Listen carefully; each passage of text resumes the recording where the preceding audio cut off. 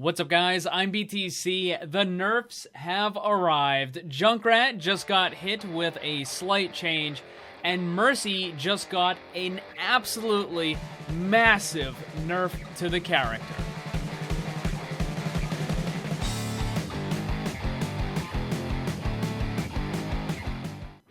These nerfs should come as no surprise for most of you. The changes have been on the PTR for quite a while. I'm actually surprised that they didn't push them live with the big content update that we had last week. I don't really know why they waited an extra week, but regardless, here we are. Junkrat came out pretty light in all of this, but Mercy, that character just got nerfed into the ground. We'll get to that in just a second. We'll start with Junkrat. His concussion mine now will deal less damage to targets farther away from the explosion center. Developer comments, Junkrat has been enjoying the flexibility his double charge concussion mine provides, but it has now become a bit too easy to throw out huge bursts of damage in a large area. With this change, he can still dish out similar damage, but he now must be more accurate with his tosses. Now, certainly there are some that complain that Junkrat is overpowered, but his pick rate simply doesn't reflect that. If you look, he's kind of middle of the pack. He actually seems to be in a pretty decent spot right now. Now, as I've said before, I do agree with this change, though, because it makes his ability more in line with other characters. So, Pharah's Rocket, Soldier's Helix, Diva's Ult, all that stuff has a fall-off radius, and the only thing in the game that didn't was the remote from Junkrat. So now it's more in line with everything else. I think it's perfectly fine. The higher skilled Junkrat players are still going to have essentially the same damage output. The only time it's really going to do less is just when you haphazardly kind of like toss it out there. So I think this is a perfectly reasonable change to the character. It is technically a nerf, but I think it's fine. Now let's move on to Mercy. She has been nerfed into the ground. So let's take a quick look at her pick rate, and you can see it is just ridiculous. I don't think any character in the game should be so overwhelming, should have such an overwhelming presence that it's almost a must pick in nearly every single situation.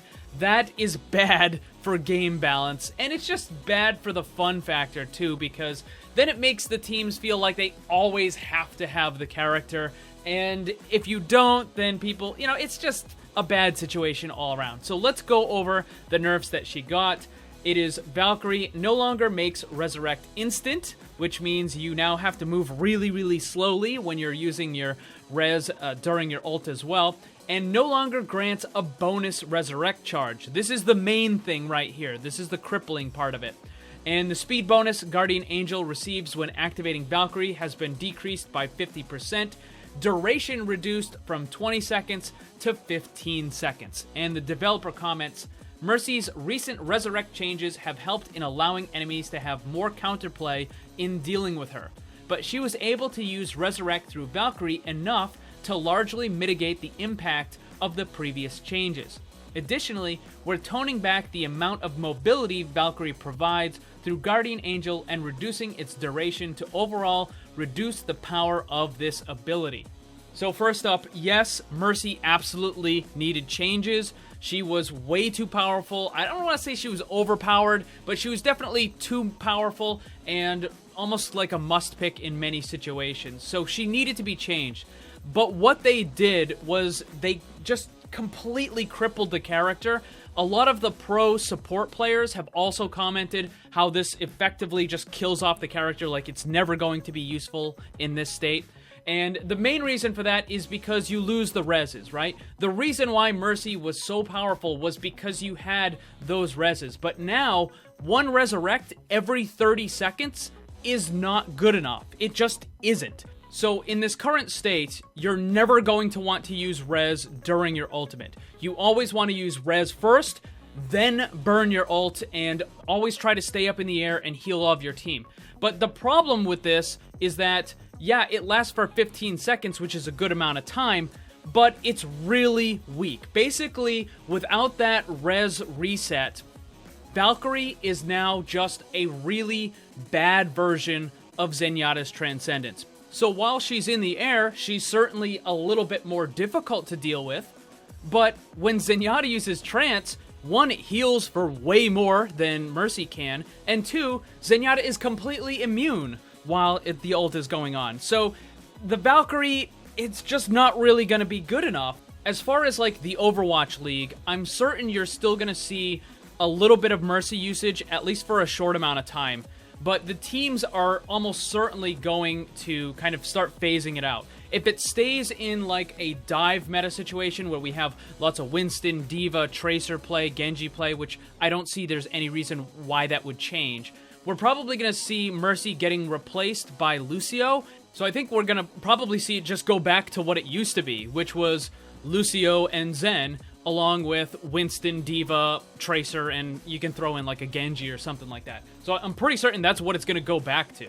Or it might go into a much heavier tank lineup where you have 3 or 4 possible tanks on a team, and then the healers are going to be like Moira and Ana, who just have a massive amount of healing output and just keep the tanks alive for forever. So I think Mercy absolutely needed to be adjusted, but Blizzard is taking it from one extreme to the other. So rather than being incredibly powerful, now she's probably the worst healer in the game again. And I just think that these drastic shifts are just a really bad way to balance the characters and the game in general. But this patch is on the live servers right now, so you can go and try it out for yourself. Also, don't forget to check out my Discord server. Follow me on Twitter, Instagram, all that stuff. The links are down below. Thanks for watching. Remember, always blame the controller, because it's never your fault. Also, special thanks to all my Patreon supporters for helping to make this all possible. If you'd like to see what kind of cool rewards you can get for supporting the channel, check the links on screen and down below.